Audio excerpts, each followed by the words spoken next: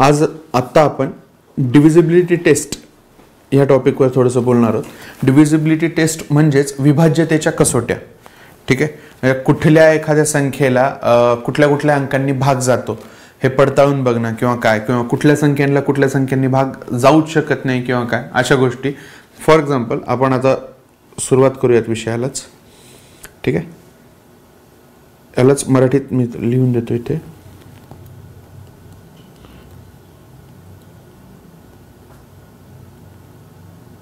अरे यार काय झालं,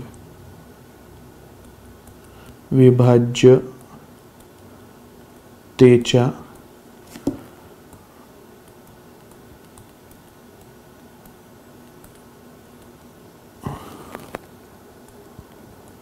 कसोट्या असं म्हणतात त्याला. ठीक आहे, तर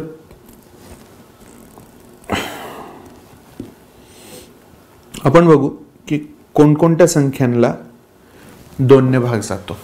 ठीक आहे, माहिती आहे, लहानपणापासून आपण खूप याचबद्दल सुरुवातीला याबद्दलच शिकलेलो असतो की जी संख्या सम आहे, ज्या संख्येच्या एकक स्थानी, म्हणजे जी एखादी संख्या आहे त्याच्या एकक स्थानी जर का 2, 4, 6, 8 किंवा 0 हा असेल तर त्याला 2 ने भाग जातो. हे साधं आहे, सिंपल आहे, सरळ आहे. ठीक आहे, आपण 3 वर येऊया.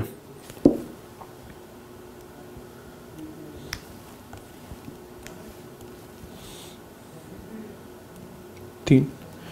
ठीक आहे, 3 बद्दल असं म्हणता येईल की दिलेल्या संख्येच्या सर्व अंकांची बेरीज जर का 3च्या पटीत येत असेल, म्हणजे 3च्या पाढ्यात येत असेल, तर आपण त्या पूर्ण संख्येला 3 ने भाग देऊ शकतो. ठीक आहे, मी परत एकदा सांगतोय, दिलेल्या संख्येच्या संपूर्ण अंकांची बेरीज जर का 3च्या पाढ्यात येत असेल तर त्या पूर्ण संख्येला 3 ने भाग जातो. ठीक आहे, आपण उदाहरणासह एक घेऊया.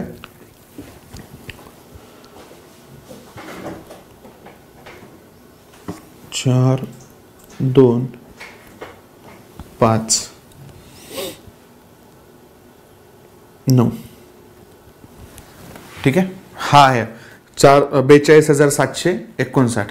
ही आपण जर का संख्या आहे याला 3 ने भाग जातो का असं मला बघायचं. मी काय सांगितलं, दिलेल्या संख्येच्या सर्व अंकांची बेरीज, संख्या दिलेली आहे, आता या सगळ्या अंकांची बेरीज करून बघूया आपण. 4 आणि 2 6, 6 आणि 7 13, 13 आणि 5 18, 18 आणि 9 27. ठीक आहे, आता मला सांगा या सर्वांची बेरीज किती आली? 27 आली. ह्या 27ला 3 ने, म्हणजे 27 हे 3च्या पाढ्यात येतात किंवा मग 27ला 3 ने भाग जातो, तर ह्या पूर्ण संख्येला, म्हणजे कोणत्या संख्येला, 42,759 ला 3 ने भाग जातो. ठीक आहे, 3 ने भाग कंप्लीट जाणार. आलं लक्षात?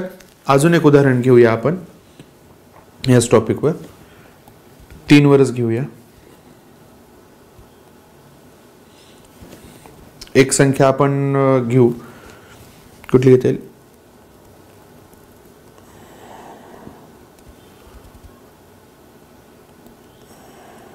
अशी एक संख्या मी पकडली, 1 2 3 4 5. आपण यालाच काय म्हणते, 1,23,456.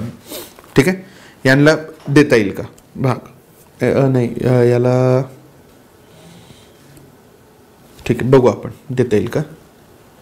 मी काय सांगितलं तुम्हाला की दिलेल्या संख्येच्या सर्व अंकांची बेरीज. ठीक आहे, आता 1,23,456 आपल्याला दिसते, पण बघा आता 1 आणि 2 3, 3 आणि 3 9, 3 आणि 3 6, 6 आणि 4 10, 10 आणि 5 15 आणि 6 21. 21 ही बेरीज आलेली आहे सर्व अंकांची. 21 हे 3च्या पाढ्यात येतात का? येतात. 3 7 21. तर म्हणजे ह्या पूर्ण संख्येला 3 ने भाग जाणार. आलं लक्षात? ठीक आहे, आपण आता 4 कडे वळूया. 4च्या विभाज्यतेची कसोटी. 4च्या विभाज्यतेची कसोटी अशी सांगते की संख्येच्या शेवटचे जे 2 अंक आहेत, शेवटच्या ज्या 2 अंकांची जी संख्या तयार होईल, पूर्ण एका संख्येच्या शेवटच्या 2 अंकी संख्येच्या संख्या जर का 4च्या पाढ्यात येत असेल तर त्या पूर्ण संख्येला 4ने भाग जातो. ठीक आहे. जर का त्या ठिकाणी 2 शून्य असतील त्या संख्येच्या तरीही 4ने पूर्ण भाग जातो. ठीक आहे. आता जर का आपण एक संख्या लिहूया, 7 9 8. बघा किती आहे संख्या ही, 79,828. बरोबर आहे. ही मी संख्या सांगितली की याला 4ने भाग जातो का. ओके. आता मी काय सांगितलं की शेवटची जी 2 अंकी संख्या आहे ती जर का 4च्या पाढ्यात असेल तर ह्या संपूर्ण संख्येला 4ने भाग जातो. आलं लक्षात. बघा 7च्या पाढ्यामध्ये 4च्या पाढ्यामध्ये 28 आहेत, 4 7 28, तर ह्या संपूर्ण संख्येला 4ने भाग जाईल. ओके. किंवा मग पुढची अशी एखादी संख्या घेऊ आपण,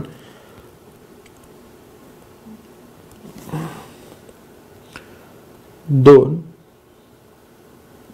5 3 3 8. ठीक आहे. याला 4ने भाग जाईल का 25,338 ला. बघा शेवटची 2 अंकी संख्या कोणती ती चेक करा, 38. 4च्या पाढ्यामध्ये 38 येतात का. बघा नाही येत, कारण की 4 9 36 आणि 4 40. ठीक आहे. 38 येत नाहीत, त्याच्यामुळे या संपूर्ण संख्येला 4ने भाग जाणार नाही. आणि मी अजून एक रूल सांगितला की जर का शेवटचे 2 अंकी संख्येचे काय, शेवटचे 2 अंक जर का 0 0 असतील तर त्या संपूर्ण संख्येला 4ने भाग जातो. ठीक आहे. बघा आपण एक सिंपल उदाहरण घेऊया, 500. ठीक आहे. 500ला 4ने भाग जातो का. जातो, कारण की आताच सांगितलंय शेवटी 2 शून्य पाहिजेत आपल्याला. ठीक आहे. किंवा मग 4ने, आता हे छोटा आहे म्हणून मग मागे एका लेक्चरमध्ये जसं सांगितलं होतं की 8ने गुणायचं किंवा 4ने गुणायचं वगैरे, ते कसे करायचं, तर 4ने भागण्यासाठी पण सेम तीच स्किल आहे की दिलेल्या संख्येची 2 वेळेस अर्धी करायची. ठीक आहे. 500ची एकदा अर्धी केली किती झाले 250. ह्या 250च्या अजून एकदा अर्धे करायचे म्हणजे किती झाले 125. ठीक आहे. हे सेम आहे. ओके. 4ची विभाज्यतेची कसोटी झाली. आता आपण 5ची बघूया.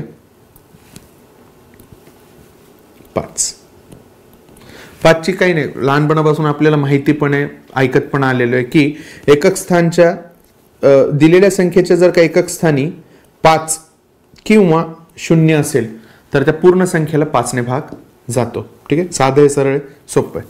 आता आपण 6 वर येऊया. 6चं काय म्हणणं आहे की ज्या पण संख्यांना 2 आणि 3 भाग जातो त्या सर्व संख्यांना 6ने भाग जाणार. काय म्हणताय, 2 व 3 म्हणजे 2 आणि 3 एकत्र भाग गेला पाहिजे, म्हणजे त्या संख्येला 2 पण गेला पाहिजे आणि 3 पण गेला पाहिजे. असं नाही की फक्त 2 जातोय किंवा फक्त 3 जातोय, असं नाही. दोघांनी पण त्या संख्येला भाग गेला पाहिजे. ठीक आहे. त्या संख्येला 3ने भाग जाईल. म्हणजे आता बघा 2 भाग जातो म्हणजे काय, एकक स्थानी समसंख्या पाहिजे. बरोबर आहे. 3ने भाग जातो म्हणजे काय, तर संख्येच्या अंकांची बेरीज 3च्या पाढ्यामध्ये पाहिजे. ठीक आहे. अशा सर्व संख्यांना 6ने भाग जातो. आपण उदाहरण बघून घेऊया याच्यावर.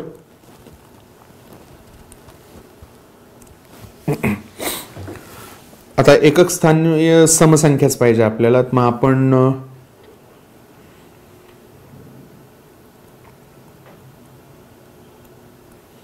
ही घेऊया. ठीक आहे.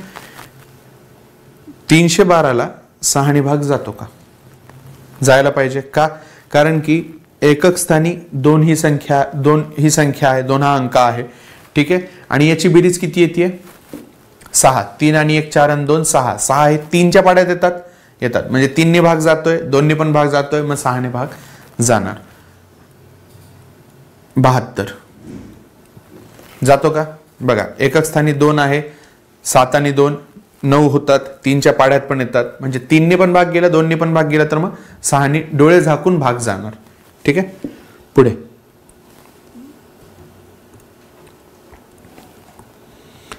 7चं बघूया आपण. 7ची प्रोसिजर थोडीशी अवघड आहे समजून घ्यायला, पण एकदा जर का समजून गेली तर मग काही प्रॉब्लेम नाही आहेत. ठीक आहे, आता अशी कुठलीही संख्या ज्याच्या एकक स्थानची संख्या ही दुप्पट करायची, ओके, आणि उर्वरित संख्येपासून ती वजा करायची. फॉर एक्झाम्पल आता मी तुम्हाला समजून सांगतो की 14, आपण 14 घेऊया. ठीक आहे, 14 हा अंक आहे, माहिती आपल्याला 7 2 14, 7ने भाग जातोच, पण थेरी समजून घ्या त्याच्यामध्ये कशी आहे. एकक स्थानचा कोणता अंक आहे? हा 4, बरोबर आहे. 4च्या दुप्पट करा, किती होतील? 8. ठीक आहे, हे 8 वजा करायचे एक ह्या उर्वरित संख्येपासून, म्हणजे याच्यापासून, म्हणजे किती आहे आपल्याकडे? एक तर 8 त्याच्यामधून वजा करा किंवा ती संख्या 8 मधून वजा करा, काही पण चालेल. 8 वजा उर्वरित काय? 1, किती आलं? 7. असं जर का होत असेल ह्या प्रोसिजरनी फॉलो करून तर 7ने भाग जातो. आपण पुढची एक संख्या बघूया, 49 घेऊन बघू आपण. माहिती आहे 7चाच वर्ग आहे, 7 7 49, पण जर का ही प्रोसिजर फॉलो होत असेल तर म्हणजे समजून घ्यायला काही हरकत नाही. ठीक आहे, 9 2 किती? 18. 18 मधून किती काढायचे आहेत आपल्याला? 4. किती येतं? 14 आहे. 7च्या पाड्यामध्ये आहेत 14, तर मग ह्या संख्येला भाग जाईल. आपण अजून एक करून बघूया, घन घेऊन बघू आपण 7चं. किती आहे?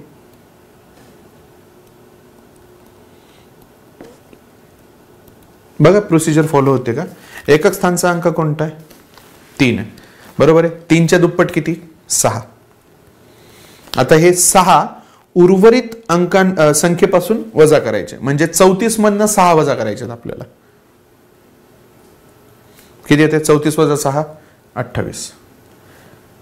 येतात का मग पाड्यामध्ये? 7च्या पाड्यामध्ये येतात 28 येतील. आपण 91 घेऊन बघू. 91 ला 7ने भाग जातो का? बघ, 1च्या दुप्पट किती? 2. हे 2 वजा करायचे कशामधून? 9 मधून आपल्याला. झालं ना, उर्वरित पासून वजा करायचे आपल्याला. 9 मधून 2 गेले, उरले किती? 7. आहे का? जातो. 13 7 91 भाग जातो. हे फक्त आपण विभाज्यतेच्या कसोट्या चेक करतोय. ठीक आहे, पुढे 8 बघू आपण आता.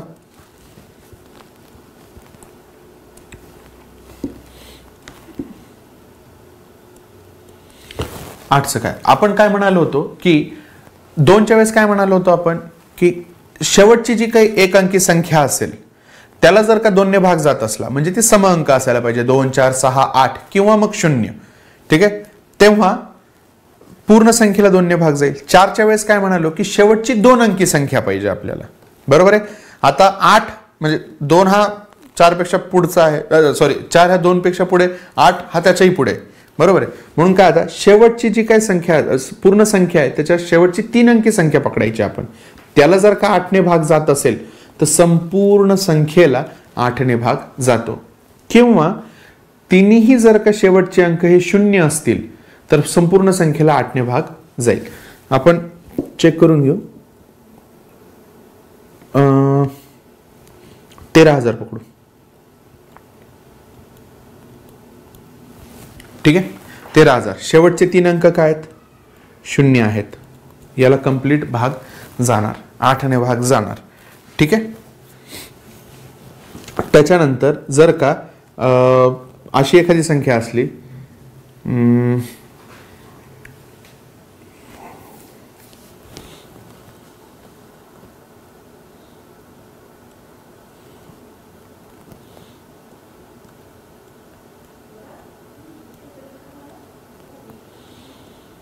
ह्या संख्येला 8ने भाग जाईल का? ठीक आहे, तर बघा शेवटची 3 अंकी संख्या काय? 168. मग ह्या संख्येला जर का 8ने भाग जात असेल तर संपूर्ण संख्येला 8ने भाग जातो. ठीक आहे, ह्याच विभाज्यतेच्या कसोट्या असतात. आपण आता 9 वर येऊया.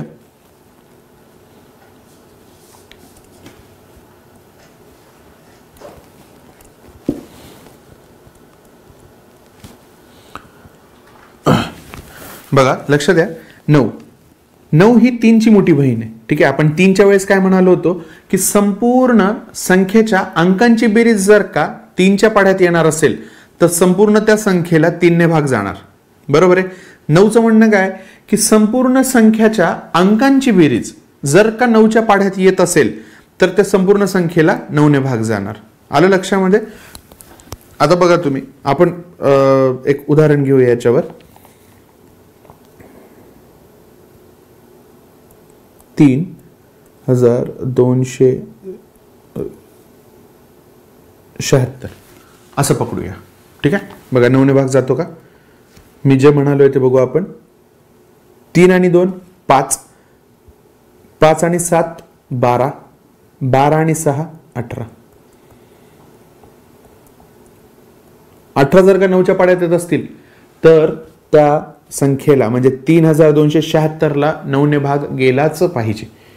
ठीक आहे, जातोच. देऊन बघा तुम्ही, हे कळालं. 3चं जसं आहे, 3चं म्हणणं काय की माझ्या संपूर्ण संख्येच्या अंकांची बेरीज जर का 3च्या पटीत येत असेल, 3च्या पाड्यात येत असेल तर त्या संख्येला 3 ने भाग जाणार.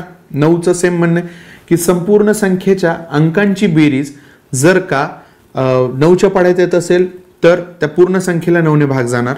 10ची काही सांगायची मला नाही वाटत गरज आहे की ज्या काही अंकांच्या शेवटी 0 असेल एकक स्थानी त्या पूर्ण संख्येला 10 ने भाग जातो.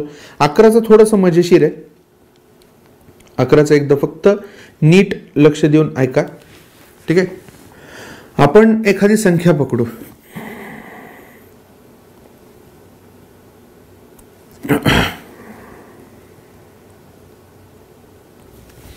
ठीक आहे, ही जर का संख्या आहे याला 11 ने भाग जातो का असं जर का आपण बघितलं, जातो का तर चेक करू आपण. मी तुम्हाला सांगतो सुरुवातीला काय करायचं असतं ते. अशा संख्येच्या समस्थानावरच्या संख्या, स्थान म्हणतोय, समसंख्या नाही म्हणत आहे, समस्थान. जर का आपण याला पहिलं स्थान, याला दुसरं, तिसरं आणि चौथं म्हणजे एकाड एक यांची बेरीज करूची. ठीक आहे, हा एकाड एक आहे, हा एकाड एक आहे. ठीक आहे, ह्या दोघांची बेरीज किती आहे 7. ह्या दोघांची बेरीज 7. यांची वजाबाकी जर का 0 किंवा 11 येत असेल तर ह्या संपूर्ण संख्येला 11 ने भाग जातो. जातो म्हणजे जातोच, जायलाच पाहिजे. ठीक आहे, आपण एक आलं लक्षात. अजून एक उदाहरण तुम्हाला घेऊन सांगतो मी.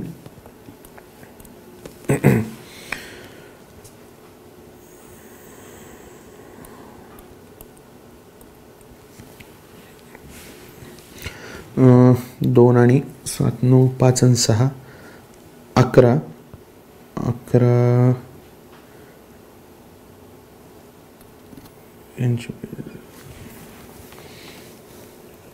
0 आणि 9 बघू याची बेरीज येते का आपण ते बघू, चेक करू आधी. 2 7 आणि 0 यांची बेरीज किती आली 9. 5 आणि 6 11, 11 आणि 9 हे इथे 11 आणि 9 20. मी काय म्हणालो, ह्या दोघांची वजाबाकी एक तर 0 यायला हवी किंवा मग 11 यायला हवी. येत असेल तर ह्या संपूर्ण संख्येला 11 ने भाग जाईल. ठीक आहे, बघा आपण चेक करू जातोय का.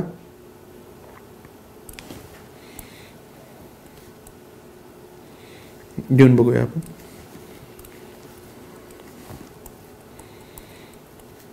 11 दुने 22 उरले 3, 11 त्रिक 33, 33 उरले 4, 46 44 होतील. 11 चौक 44 उरले 2, 11 1 11 उरले 9, 11 9 99. गेलाय भाग कंप्लीट. ओके, आता तुमच्यासाठी आपण एक उदाहरण आहे ते घेऊया.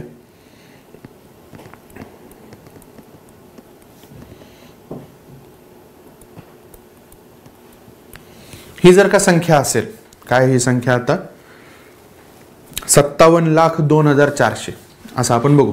ठीक आहे, तर ह्या संख्येला कोणत्या कोणत्या अंकांनी भाग जातो ते आपण एकदा चेक करू. फास्टमध्ये चेक करू. बघा लक्षात घ्या, सगळ्यात 2 भाग जातो का चेक करायचं आहे आपल्याला. 2 भाग जातो का, शेवटी 0 आहे, 2 भाग जाणार. ठीक आहे. 3 भाग जातो का चेक करू आपण. 3 भाग जाण्यासाठी काय काय पाहिजे आपल्याला, सर्व अंकांची बेरीज 3च्या पटीमध्ये पाहिजे. बघा 5 आणि 7 12 आणि 2 14 आणि 4 18, बेरीज किती आली 18. म्हणजे एक तर 2 भाग गेला, 3 पण जाणार. ठीक आहे, कारण की 18 आलंय म्हणून. आता बघा 4 भाग जातो का, सगळ्यात शेवटी काय आहेत 2 शून्य आहेत, म्हणजे 4 पण भाग गेला. 5चं काय म्हणणं आहे, 5 पण सेम की शेवटी 0 किंवा 5 पाहिजे, म्हणजे 5 भाग जाणार. या संख्येला 5 भाग जाणार आहे. 6चं म्हणणं काय, 2 गेला 3 गेला तर 6 पण जाणार, गेला. 7चं आपण नको चेक करायला याच्यामध्ये, आपण 8चं बघूया. ठीक आहे. 8चं काय म्हणणं आहे की शेवटच्या 3 अंकी संख्येला जर का 8 भाग जात असेल तर संपूर्ण संख्येला 8 भाग जाणार. 400ला 8 भाग जातो का, हो 50 उत्तर येतं त्याचं. बरोबर आहे. बघा हे 400/8, 8 पंचे 40, बरोबर आहे. आणि हा 0 जशाल तसा म्हणजे 50 जातोय. ठीक आहे. 9चं काय म्हणणं आहे, संपूर्ण अंकांची बेरीज किती 9च्या पाड्यामध्ये पाहिजे. किती आली होती बेरीज आपल्याकडे 18, तर संपूर्ण संख्येला 9 भाग जाणार. ठीक आहे. 10 काय म्हणणं आहे, सगळ्यात शेवटी 0 पाहिजे. ओके. बघा आता आपण 11 चेक करूया. ठीक आहे. 11चं काय म्हणणं आहे, 1 आड 1 संख्यांची बेरीज ती करून घ्यायची आपण. 5 0 आणि 4 किती येते बेरीज 9 आली. 7 2 आणि 0. ठीक आहे. हा वाला 0 येईल, हा वाला हा इकडचा. ठीक आहे. 5 आणि 2 9 आणि 0 9. ठीक आहे. या दोघांची वजाबाकी करायची असते आपल्याला. किती आली आहे 0, म्हणजे 11ने सुद्धा या संख्येला भाग जाणार. ओके. ठीक आहे. धन्यवाद.